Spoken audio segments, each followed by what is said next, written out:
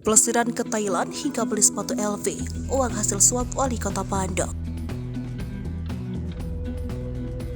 Wali Kota Bandung Yana Mulyana kini tengah dalam proses pemeriksaan Komisi Pemberantasan Korupsi. KPK menduga Wali Kota Bandung, Jawa Barat berikut beserta keluarganya mendapat fasilitas jalan-jalan gratis ke Thailand. Dari hasil penyelidikan, Yana Mulyana menggunakan anggaran PT Sarana Mitra Adikoda. Hal itu diungkap Wakil Ketua KPK Nurul Gufron dalam konferensi pers di KPK Minggu 16 April 2023 dini hari. Adapun PT SMA merupakan salah satu perusahaan yang menjadi pelaksana proyek pengadaan CCTV dan layanan jasa internet untuk program Bandung Smart City. Tak hanya itu, Yana kemudian menggunakan uang tersebut untuk membeli barang mewah.